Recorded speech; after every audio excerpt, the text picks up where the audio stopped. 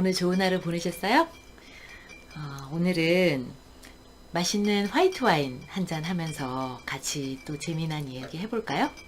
제가 오늘은 굉장히 특별한 이야기를 준비했거든요. 오늘 일단 어떤 와인인지 한번 보이시나요? 네, 오늘은 굉장히 맛있는 화이트 와인이에요.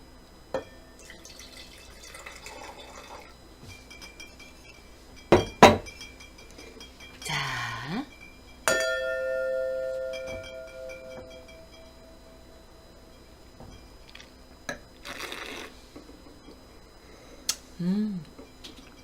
아주 상큼하고 맛있네요. 저는 오늘 정말 바빴지만 아주 특별한 하루를 보냈어요. 와인 미러클이라고 하는 와인 영화의 실제 배경이었던 와이너리 샤또 몬텔레나의 시우메를 다녀왔는데요. 그 영화의 배경이었던 와이너리 오너이신 보 베레시를 만나고 왔어요. 영화 와인 미러클은 1726년에 파리의 심판이라고 하는 와인 역사상 굉장히 큰 이슈가 됐던 사건을 배경으로 하고 있는데요. 파리의 심판에 대해서 간단하게 좀 설명을 드릴까 해요. 미국 와인은 프랑스 와인이나 이탈리아 와인에 비해서 역사가 그렇게 긴 편이 아니죠. 역사가 굉장히 짧은 편이에요. 그래서 프랑스 사람들은 뭐 그 사건이 있기 전까지만 해도 미국 와인 따위는 프랑스 와인에 절대 근접할 수 없는 그런 하찮은 와인이라고 쳐다보지도 않았었죠. 그런데 프랑스 파리의 와인 바이어이자 와인샵과 아카데미를 운영하고 있었던 영국인이었던 스티븐 스퍼리어라는 사람이 자기 샵과 아카데미를 홍보를 하고자 해서 아이디어를 고안했어요. 그래서 그게 뭐냐면 미국 독립 200주년 을 이제 기념하기 위해서 프랑스 와인과 미국 와인의 블라인드 비교 테이스팅 이벤트를 개최를 한 거예요. 그런 이벤트를 좀 크게 홍보를 하면은 자기 샵이랑 아카데미도 좀 이렇게 홍보가 되지 않을까 이런 생각을 했던 거죠. 그런데 여기서 굉장히 놀라운 일이 벌어지게 된 거예요. 프랑스 와인, 프랑스의 5대 샤또라고 말하는 그랑크리 와인들하고 미국에서 정말 듣도 보도 못하는 그런 작은 부티크 와인들을 같이 블라인드로 비교 테이스팅을 했는데 여기서 1등을 모든 프랑스 와인들을 다 제치고 샤또 몬텔레나라고 하는 오늘 지금 마시고 있는 샤또 몬텔레나라고 하는 듣도 보도 못한 그런 조그마한 와이너리 에서 1등을 차지한 거예요. 이때 사실 심사위원들은 미국 사람이 한 명도 없었어요. 그래서 다 프랑스 최고의 권위 있는 그런 전문가들로 구성이 되었었는데요. 아무도 프랑스 와인의 우승을 의심하지 않았기 때문에 오전에 화이트 와인을 시음을 하고 오후에는 레드 와인을 시음하고 이렇게 했었는데 오전에 화이트 와인을 시음할 때 여유롭게 담소도 나눠가면서 서로 또 웃어가면서 여유롭게 그렇게 테이스팅을 했던 거죠. 그랬는데 1등을 프랑스의 모든 메르소부터 시작해서 유명한 그런 화이트 와인들을 다 제치고 정말 샤또 몬텔레나라고 하는 신생 와이너리가 1등을 차지한 거예요. 이제 그래서 이렇게 1등을 차지한 데다가 그것뿐만이 아니라 상위 5개 탑5 안에 캘리포니아 와인이 3개나 선정이 된 거예요. 그러니까 프랑스 최고의 화이트 와인이라고 얘기하는 굉장히 유명한 와이너리들이 2개밖에 차지하지 못했고 그나마 1등은 또 미국 와인에게 뺏긴 거죠. 그러니까 어떻게 됐겠어요? 그러니까 이 프랑스 사람들이 난리가 난 거죠. 심사위원들이 모두 경악을 금치 못했어요. 어떻게 이런 결과가 나올 수 있나? 이거는 인정할 수 없다. 쇼크를 먹었던 심사위원들은 오후에 진행된 레드와인 테이스팅에서는 이야기도 서로 하지 않고 극도로 긴장한 상태에서 테이스팅에만 집중을 한 거예요. 프랑스 보르도보다도 못한 캘리포니아 와인을 어떻게 해서든 찾아야 되겠다. 이런 생각으로 말이죠. 그러나 레드와인 역시 미국의 스태그스립 와인셀러 까베네 쇼비뇽이라는 1973년 빈티지가 1위로 발표가 됩니다. 그러니까 이 콧대 높던 프랑스 최고의 전문가라고 하는 이 심사위원들이 어떻게 됐을까요? 뭐 난리가 난 거죠. 그러니까 심지어는 채점표를 돌려달라. 이건 인정 못한다. 숙성이 더 되면 프랑스 와인이 반드시 이길 수밖에 없다. 뭐 이런 뭐 사태가 벌어진 거예요. 사실 이날 뭐 스티븐 스퍼리어라는 사람은 뭐 많은 기자들을 초대를 했지만 뭐 아무도 관심이 없었던 거예요. 그래서 기자들이 거의 아무도 오지 않았어요. 그런데 단지 타임즈지의 파리 특파원으로 나가 있던 조지 테이버라는 기자가 왔어요.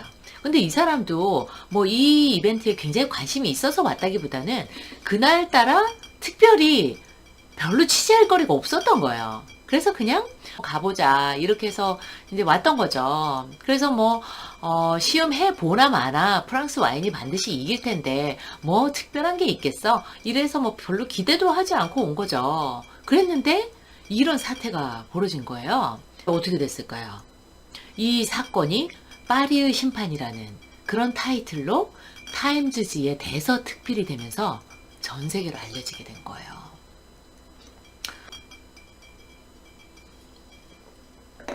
이 사건은 와인 역사상 미국 와인에 대한 이미지를 완전히 바꿔놓고 또 미국 와인의 위상과 자존심을 세워준 역사상 가장 중요한 그런 사건 중에 하나가 된 거예요.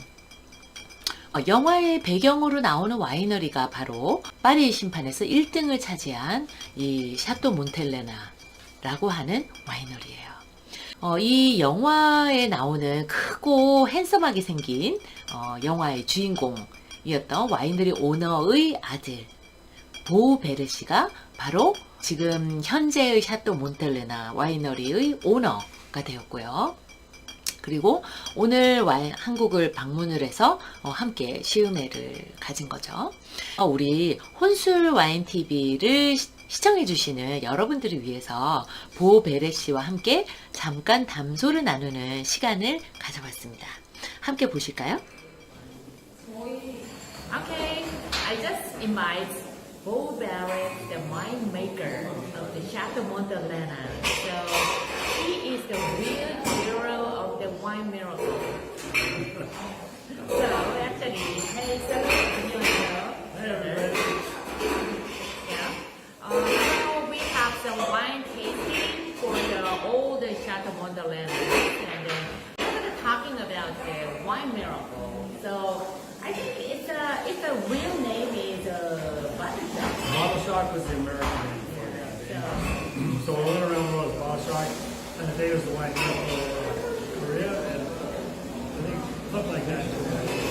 How can it count for the wine miracle movies, and then is it helpful for the filmmaker, or so what do you feel? Yeah, no, well, the movie in general is a dramatization of what happened. So really, it was a love story to California wine. It was told the story of how much we care, how much we try to make great wine, and we really, the effort we put in to make these special wines. So it's really fun, but really, it's not a documentary at all. It's dramatization. But the important thing is that they move in the time to make it bigger. And that was the funniest thing for us. It was like, for somebody like me to say, oh yeah, they're going to make a movie, but I was just like, yeah, right. So I didn't believe it. But then they did. So it's been really fun. But yeah, it's been good for the California wine industry, for Napa Valley. Our visitor count went up a lot. And even 10 years later, people still come to the winery for the movie. So much more tourists will visit your winery after the movie. Exactly, yes. So much more tourism comes up. Even now, the movie came out in 2008, so now, really 10 years later, we think it's between 20 and 30% of the people who come to the winery are still, because it's the first winery they've ever been to. Because many times in Napa Valley, people from all over the world have seen the movie, so they go to Napa Valley, and because of the film, then they start with us. So I'm just curious about the Bottle Shock. So could you tell me about the Bottle Shock accident when before some journeyman of California? You mean where the change color? Yeah, Yeah, change the color. yeah. That's the thing. It wasn't that big of a deal, but we didn't know what it was at the time. It's actually quite well understood now. That's in 1972. Nobody knew. But if you want to look it up, it's called pinking in wine, and it's basically when the wine has never been exposed to oxygen. Never. There's a browning enzyme, and it reacts with the bottling, so it turns like a copper shiny color for a couple months, and then it goes away naturally. But nobody knew what it was at the time. So we didn't know, and we weren't going to. But we weren't going to take it and throw it away. We actually were going to sell it bulk. We call it selling shiners, where you just take the bottles with no labels and make it go away. But no, so it ended up being great. It was just an oxidation state that was very reduced. So yeah, it really happened, but it wasn't at the first station. So they made it a big deal, like it happened 2 years later, but it actually happened right after bottling. So that wine was bottled in August of 1974, and wine was fixed before March of 1975. But it wasn't at the Paris tasting. Oh my God! It wasn't like that. They moved it in time. It made for a good movie, but. Actually, at the last time, so we don't have much time, so we have to finish. But anyway, I want to interest one question. So, when is the most impressive moment reading your heart related with wine? Could you? The most present in my heart. When your heart is beating. I don't know. It's more work than you think. Every Your heart moment is is beating beating. your heart? Yeah, no, it's not beating your heart. Most of our heart is beating because we're working so hard. Wow, this is a lot of work. And it actually takes much more work than people think to make wines in the store. Like, really, the work never stops. But as far as the enjoyment beating of the heart, probably when my father called me, I was making wine in Paso Robles for another company. My father called me up to become his master winemaker. And I thought that was a mighty month Elena. I was down in Paso Robles at a Nowhere winery. I finished my assistant winemaker for Shelton Montelena. I left the company and I was working down in Paso Robles. And when my father called me and asked me to come back to work for him, in 1982. And I was so nervous. I was like 27 years old. 26 actually, not even 30. And I was taking over Montelena. And it was a huge responsibility. So my heart wasn't beating from like happiness. It was more like being nervous. Oh, being So, nervous. but yeah, I was happy my father asked me to come back and make wine for him. But it was also a big challenge and it was intimidating. And but in those days, it's just I was a young guy. I said, hell yeah, I'm gonna do it. So it was good.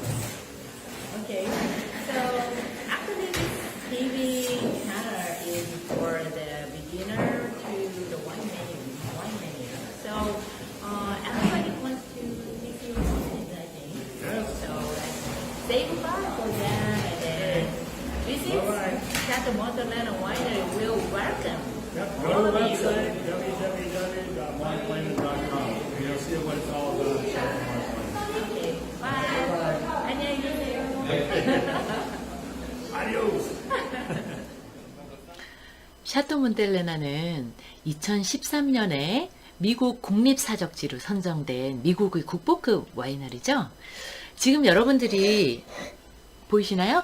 와인 레이블에서 보실 수 있는 유럽풍의 돌성 와이너리를 지었는데 나파밸리 최북단 칼리스토가 인근에 지어서 1888년에 완공을 했다고 해요.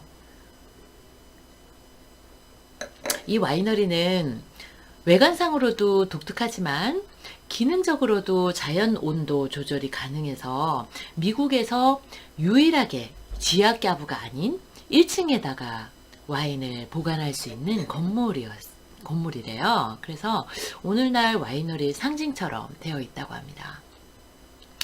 파리의 심판에서 일약 미국 와인의 위상을 바꿔놓았던 샤또 몬텔레나 샤도네 1973년 빈티지 바틀은 현재 미국 스미소니언 박물관에 미국을 만든 101가지 오브제라는 타이틀로 링컨의 모자와 암스트롱의 우주복과 같이 전시되어 있다고 합니다. 한번 가서 볼만 하겠죠?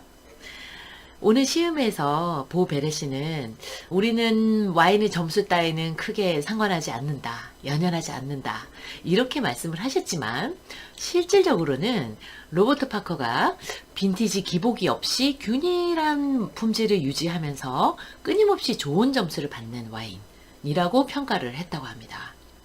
그래서 사실 거의 점수들을 보면은 95점 미만이 별로 없어요. 그래서 굉장히 좋은 점수들을 지속적으로 유지를 하고 있죠. 그리고 지금은 친환경과 내추럴 와인에 대해서 굉장히 이제 관심이 좀 많은 때잖아요. 우리나라에서도 굉장히 내추럴 와인에 대한 관심이 높은데, 그 이전부터 와인 생산의 지속 가능성에 대해서 굉장히 많은 관심과 노력을 기울여 왔다고 해요. 그래서 다양한 친환경 논법과 태양열 에너지를 사용을 하고, 그리고 에너지 절감형 꺄브를 보유를 하고 있고, 이렇게 다방면으로 지속 가능성을 실천하는 그린 와이너리라고 합니다. 영화 와인 미러클은 당시 화이트 와인 부분에서 1위를 차지한 1973년산 샤또 몬텔레나의 탄생 과정을 다루는 영화입니다. 저도 이 영화가 나왔을 때 화이트 와인 한 병을 싸들고 영화관에 가서 이 영화를 봤는데요. 저는 아주 재미나게 이 영화를 봤던 기억이 나요. 파리의 심판 자체와 또 와인을 너무 전문적인 그런 내용을 아주 심각하게 다루었다기보다는 빛나는 정말 반짝반짝한 그 캘리포니아의 태양 아래에서 와인과 함께 서서히 여물어가는 그런 삶을 다루고 있는 거거든요. 특히 지금은 나이가 많이 드신 보 베레시와 여성 인턴, 다리가 쭉쭉 뻗어서 정말 멋있는 다리를 가진 샘, 그리고 키는 작지만 굉장히 매력 있는 남자 구스타보, 이렇게 세 사람의 훈훈한 로맨스 이야기가 양념 역할을 해서 영화를 좀 더 맛있게 만드는 그런 역할을 했었죠. 그래서 저는 그 영화에서 여주인공 샘이 구스타보가 양조를 해서 만들었던 그 샤또 몬텔레나 샤도네이를 한 모금을 둘이 있을 때 한 모금을 딱 이렇게 마셨는데, 마시고 나서 입가에 저절로 쫙 번졌던 그 미소와 그 가슴 벅찬 감격을 주체를 할 수가 없어가지고 구스타보에게 막 퍼부었던 그 키스 장면을 정말 잊을 수가 없는 거예요. 정말 그 장면이 너무너무 인상적이었어요. 왜냐하면 저는 그 마음이 너무 이해가 될 것 같았거든요. 저도 정말 가끔은 너무너무 마음에 쏙 드는 그런 와인을 만나면은 그렇게 마음이 콩닥콩닥하고 가슴이 너무 설레는 거예요. 그래서 입가에 막 이렇게 저절로 번지는 미소를 어떻게 감출 수가 없어가지고 와인을 마시는 내내 막 입가가 이렇게 막 올라가 있어가지고 계속 이렇게 미소를 짓고 있을 수밖에 없는 거예요. 가끔은 좀 약간 진짜 당황스러울 때가 있어요. 그러니까 한번 생각해 보세요. 혼자서 와인을 마시면서 계속 희죽희죽 웃고 있는 거잖아요. 그러니까 얼마나 옆에서 봤을 때 이상해 보이겠어요. 근데 뭐 하지면 어떡해요. 이 마음을 감출 수가 없는 거죠. 너무 좋으니까. 만약에 아직 이 영화를 보시지 못한 분들이 있다면 잘 만든 미국 샤도네이 한 병을 가지고 가셔서 꼭 이 영화를 보시기를 추천해 드립니다. 와인을 잘 몰라도 그닥 이해하기 어려운 부분이 없거든요. 그래서 꼭 보시기를 강추해 드립니다. 저는 오늘 샤또 몬텔레나의 와인을 시음을 하면서 파리의 심판에 대한 이야기를 또 리뷰를 다시 하게 됐잖아요. 그러면서 몇 가지 느낀 점이 있어요. 사실 샤또 몬텔레나 보 베렛의 아버지셨던 짐 베렛이도 그렇고 파리의 심판에서 우승했던 다른 미국 와이너리, 부티크 와이너리들도 다 마찬가지로 그렇게 품질이 높은 그런 와인을 생산하게 됐던 것은 무슨 프랑스 와인을 꺾어보겠다거나 경쟁을 해서 뭔가 자기가 더 우월해지기 위해서 노력을 했다거나 그런 거는 아니었어요. 그저 자신이 지금 하고 있는 일에 최선을 다했을 뿐이었던 거죠. 그래서 그저 그냥 우직하게 자기가 하고 있는 일을 조금이라도 더 완벽하게 하기 위해서 노력하고 또 노력하고 그렇게 노력하는 시간이 축적이 되다 보니 그런 어마어마한 프랑스 와인의 수천 년의 역사를 이제 축적해왔던 그 프랑스 와인을 꺾는 그런 어마어마한 결과가 나오게 됐던 거죠. 그래서 우리가 일을 하다 보면 사람들은 왜 내가 이렇게 열심히 하고 있는 걸 인정해 주지 않지? 왜 나는 이렇게 일을 잘하는데, 나는 이렇게 일을 빨리 잘하는데, 왜 다른 사람보다 나는 이렇게 뛰어난데 나를 알아봐 주지 않지? 이렇게 생각할 때가 있는 것 같아요. 저도 돌아보면 10년 전에 좀 그랬던 것 같아요. 그래서 제 자신을 사람들에게 어필하려고 굉장히 노력했던 것 같아요. 그래서 사람들과 친해지려고 노력하고, 그리고 내가 하는 일을 사람들에게 장황하게 설명하고, 또 어떻게 일하는지 또 장황하게 설명하고, 막 그랬던 것 같아요. 그런데 지금은 그렇게까지 사람들에게 열심히 저를 어필하려고 제가 잘하는 일에 대해서 너무 많이 열심히 설명하려고 노력하지 않는 것 같아요. 자기 자리에서 본인이 맡은 일을 묵묵히 그냥 열심히 하다 보면 그냥 자연스럽게 사람들에게 알려지고 또 그것이 본인이 애써 노력해서 사람들에게 알리는 것보다 더 큰 전파력과 효과가 있는 듯해요. 그래서 그냥 자기 자리에서 꾸준히 일을 하다 보면 자연스럽게 이렇게 수면 위로 떠오르는 것처럼 저절로 알려지게 되는 거죠. 그래서 사람들이 나를 안 알아준다고 너무 조바심을 내거나 다급해 하지 않았으면 좋겠어요.